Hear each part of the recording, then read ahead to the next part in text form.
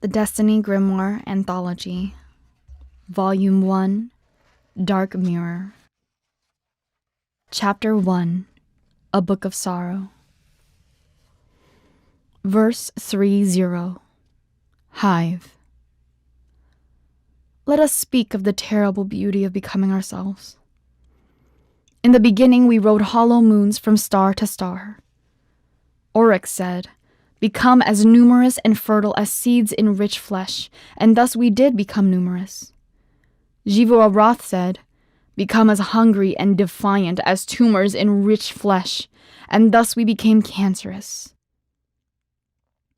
Savathun said, "Drink of the poisons of the worm, so that you might feed on death," and we did feed. This was preparation for our crusade. We were thus becoming. A mother wizard gets fertility from a mate, or from herself. From the wizard the spawn, from the spawn our thrall, from the survivors our acolytes who contend. If they contend well, their worm is fed, and from the well-fed worm come knights and wizards and princes. This is us, and our purpose is liberation. Our great task is the worship and admiration of freedom. Our great hunger is to pursue and eat that which is not free, and to liberate it with devouring. Ayat. This is us, we the hive.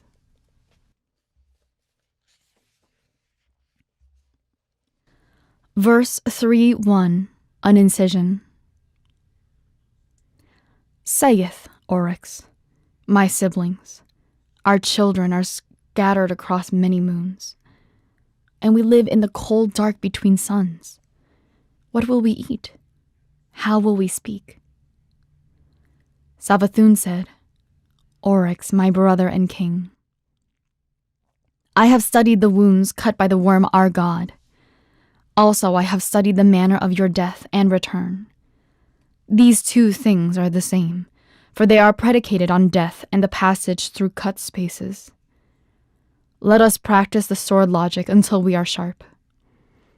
We may then cut our own wounds and step through." But Grimoire said, "Sister, I am already sharp. Look, my sword cuts into another space." And she cut her way between the moons through green fire and joyous screams. 3 kingdoms grew swollen in the sword space. They were the gaze and glory of Oryx, the cunning and knowledge of Savathun, the triumph and brawn of Grimoire. These kingdoms were created from the minds and worms of our lords. They were coterminous with all spaces consecrated by our hive.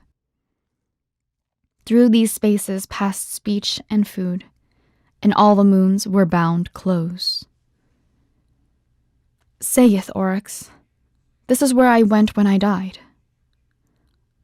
Let us establish our thrones here, for I am Oryx, the first navigator, and I shall chart death, and my throne shall be carved of osmium." Verse 3:2, the High War. Now in this time of diaspora, there was a war between Oryx and Savathun and Grimoire. "Brother Oryx," said Savathun, "do not forgive my betrayal. Instead, take vengeance upon me for what I did at the dry moon." And Oryx made war on her, in worship of the deep. Between them stood Grimoire, saying, "Stop, or I will kill you. War is mine, and I am strongest." This was how they worshipped. For 20,000 years they fought across the moons, and they fought in the abysmal plains and lightning palaces of each other's sword spaces. And they killed each other again and again, so that they could practice death. Such was their love. At last the many moons came to many worlds, and it was time to go to war on life. Oryx said, "I shall establish a court, and whoever comes into this court may challenge me. My court will be the high war. It will be a killing ground and a school of the sword logic we have learned from our gods. Savathun thought this was a great idea. She made a court called the High Coven. Grimoire Roth said, "The world is my court, wherever there is war." Verse 3:3. Fire without fuel. I killed my sister today. She came to this star to oversee the extermination of all life here. The Kugu are a strong power, and their fleets protect 4 nearby stars. As herd animals, they are loyal and stubborn, but they do show grace. For millions of years of evolution, the Kugu have been infected by a virus so insidious that it wrote itself into their genome. The virus compels them to offer their limbs for amputation by enormous sessile jaw beasts. They venerate these beasts and treat them as gods. The virus converts Kugu cells into eggs, from which strange crawling things pupate, to live within the jaw beast gut. In turn, the jaw beast extrudes sweet nectar for the Kugu to drink, and they have brilliant visions. Savathun and her broods have liberated the Kugu from jaw beasts, and indeed from existence. But as they chased the Kugu arc ships, I stopped in to vaporize my sister's warship and a few of her underlings. I want to dwell on the ruins a while, and punish Savathun for failing to guard her flank. They are like us, these Kugu, bound in symbiosis. I feel joy and sorrow. I feel them as titanic things because I am larger than my body. My mind is now a cosmos of its own. I know more joy and more anguish than the entire Kugu race could ever experience. Sorrow because we have killed so much, 18 species this century alone, and joy for the same reason. Joy that we have put down these blights, scoured them away, and left the universe clean, ready to move towards its final shape. We are a wind of progress, ripping parasites from the material world, for if they were not parasites, we would be unable to kill them, and they would still exist. And what is that final shape? It is a fire without fuel, burning forever, killing death, asking a question that is its own answer, entirely itself. That is what we must become. My worm grows fat and hungry. I feed it with whole worlds. My astronomers tell me they can sense the deep itself, and that we are conquering our way towards it. I think joy and sorrow will be the same thing soon, like love and death. Verse 3-4, the scream. No! Savathun, Grimoire, my siblings, we are betrayed. We will never live eternal. Our might shatters entire species. We inhale the smoke of their burning. This is our compact with the worm, our god. The worm makes us mighty. But as we wield this might, our worm's hunger expands. If we fail to feed it, it will devour us from within. We have exterminated 306 worlds, and now I am certain. My worm's hunger grows faster than the might I draw from it. We are bound by our covenant to obey our nature, eternal search, eternal cunning, eternal conquest. But as we do this, my siblings, we feed our worms, and the more we feed them, the hungrier they grow, faster and faster. Soon, my siblings, we will be so mighty and our worms so hungry that not with all our might could we possibly feed them, and we will be devoured. What can we do? Verse 3-5. Dictata Dakawa. Attention. Perimeter security units attend. Stand by to assimilate new imperatives. Gland 60-proof assimilation liquor or face immediate non-compliance taxation. The Dakawa Ministry of War is now online and true. In radial year 989 Groove 3, our clients in the Dakawa nest salvaged an interstellar spacecraft. Hull isotopes date the craft's construction 24,000 years ago. Around the same time, the fundament system dropped out of contact with our amiable ecumene. Semantic spike E. Praga.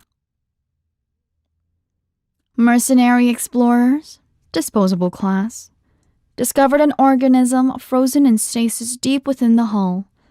She claims to be Teox, member of a proto-hive species. During debriefing, she provided records of the fall of Ammonite civilization and vital intelligence about the motives, biology, and leadership of the hive. Negative reinforcement, bomb, axon, 8x8, inflict.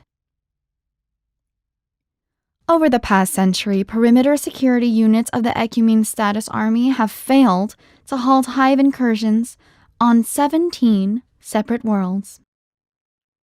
All species in the Ecumene face extinction. Positive reinforcement, reward, axon. 11xVV2, inspire. Decapitate. Defer. Promote Dakawa strategic dicta for victory against the hive. Identify supreme hive leadership organisms Orash, Sathona, and Jiro. Target these entities with maximum theater overkill. Kytometric release authorized. Prosecute targets whenever they manifest. Hive cohesion will crumble. Total victory over the hive will be achieved by clean sweep genocide. Enact impulse. Endora vindicator. Verse 3-6. Star by star by star. Beneath a green fire sky, in the throne world of King Oryx, our Lord's embrace. We the hive watch as Savathun puts her arm around Jivua Roth, and Jivua Roth clasps forearms with Oryx, and Oryx takes Savathun by the shoulder. They are huge, huge, and they burn with furious power. But this embrace is weakness, and we despise it. Never before have we despised our lords. Have they failed us? We, the hive, have been driven back, world by world. I am at my end, Savathun says. I plot and plan, but I cannot gather enough bloodshed to feed my worm. And the harder I try, the hungrier it becomes. I slaughter and kill, Jivua Roth says, but the harder I fight, the more my worm demands. I too am at my end. The Ecumene war angels have killed me so many times, Oryx says, that I dare not go out into the universe, lest I need my might to protect myself. My worm chews at my soul in hunger. Is this the end of our crusade? Are we, the hive, unworthy to exist? Jivua Roth puts down her great head. We should retire and gather our strength. Savathun closes her eyes in puzzled defeat. We should beg the worm our god to tell us what to do. But King Oryx, who knows best the beauty of the final shape, roars at them. Have you learned nothing? Would you deny our purpose? Whatever we do, we will do by killing, by an act of war and might. That is the final arbiter we serve, that violent arbiter, and if we turn away from it, we deserve to be eaten. No. We must obey our natures. We must be long-sighted and cunning and strong. We must take this gift the worm our god has given us, this challenge, and find a way to keep existing. How will we feed our worms? Jivua Roth asks. I know, says cunning Savathun.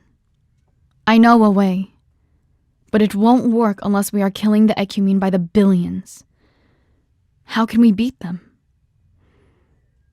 If we cannot beat their strengths, says Xivu Arath, we must infect their weaknesses. But they are lords of matter and physical law. I know a way, King Oryx says, but it will require great power, more power than any one of us can claim. Then kill me, says Xivu Arath, and use that killing logic, the power you prove by killing something as mighty as me. So King Oryx took up his blade and beheaded Xivu Arath. And strangle me, says Savathun, holding a blade behind her back. Use that killing logic, the cunning you prove by killing something as smart as me. But King Oryx turned with the speed and might of Xivu Arath and beheaded Savathun before she could move. King Oryx was the first navigator, with the map of death. These were true deaths, for they happened in the sword world. Then he went to the worm named Akka. Verse 3:7. Eat the sky. Emergency imperative. All militarized units attend. Gland 120 proof fight or flight encoding or face certain catastrophic defeat. The Ecumene Crisis Council is now online and true. Attention. As of Radial 990 Groove 0, the Hive has launched a staggering counterattack across the Spinward frontier. Perimeter, militia, and shock fleets report total casualties.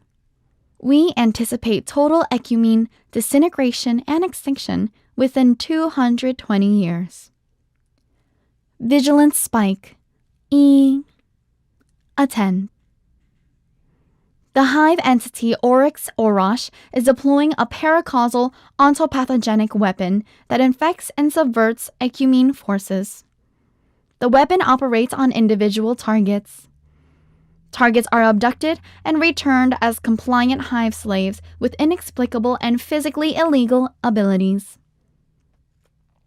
All Ecumene clients should immediately devote all economic and cognitive resources to a countermeasure. Fight hard. We stop the Hive here, or see our galaxy devoured. Enact impulse, 10 by 10. Abeyard, Berserker. Verse 3:8. King of Shapes. This is the coronation of Oryx, the Taken King. It happened thus. In the cold abyss of the sword world, King Orosh walked under a cloak of green fire. He walked through the sky, and the sky shuddered and froze beneath his feet. He walked until he found Akka, the worm of secrets, who was denying a truth until it became a lie. Akka, my god, worm of secrets, I am Oryx, sole king of the Hive. I have come to receive a secret. I want the secret power of the deep, which you hold. I give no secrets, said Akka, whose voice was code. No, said Oryx, you give nothing. Giving is for the sky. You worship the deep, which asks that we take what we need. Akka said nothing, because if it denied this truth, the truth might become false. But you gave us your larvae, the worm, said Oryx, and that is why the worm devours us now, because it was given, not taken.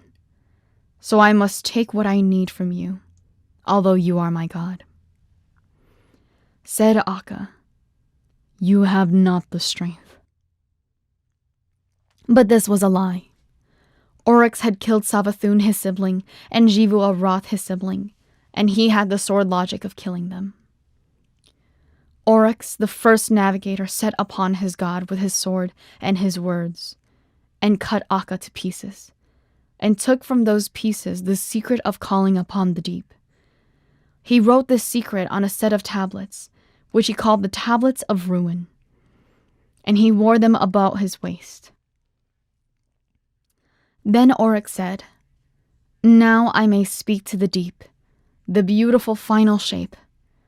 I will be king of shapes. I will learn all the secrets of our destiny." His speech to the deep is not recorded here, but it is known that he returned, and he said, "Now I am Oryx, the Taken King, and I have the power to take life and make it my own." Then he went out into the universe and fought the Ecumene with his tablets, and the worm, his god, was pleased. Verse 3:9, carved in ruin. Oryx made war on the Ecumene for 100 years. At the end of those 100 years, he killed the Ecumene Council on the fractal wreath, and from their blood rose Xivu-Arath, saying, "I am war, and you have conjured me back with war." Oryx was glad, for he loved Xivu-Arath. The Ecumene wailed in grief. Then Oryx and Xivu-Arath made war on the Ecumene for 40 years.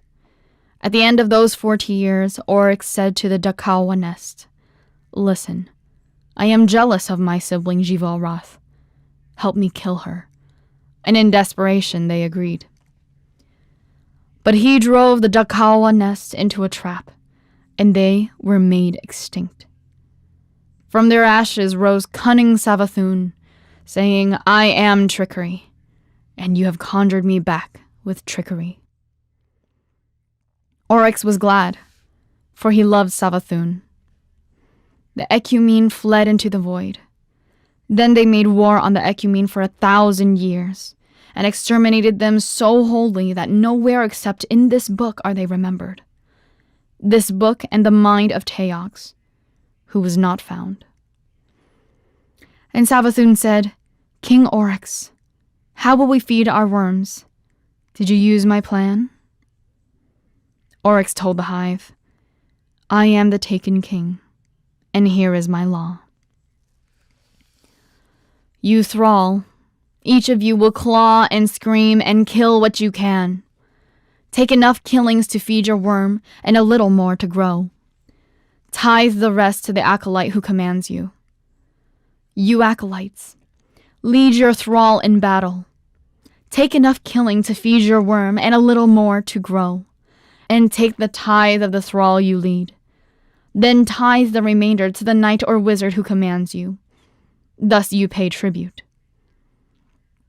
You knights and wizards, lead your followers in battle. Take enough devastation to feed your worm, and a little more to grow. And take the tithe of your followers. Then take another portion, as much as you dare, and use it for your own purposes. But if it is too much, your peers will kill you and take it. Then tithe the remainder to the ascendant you serve. An ascendant will be those among the hive who gather enough tribute to enter the netherworld. They will pay a tithe to those above them.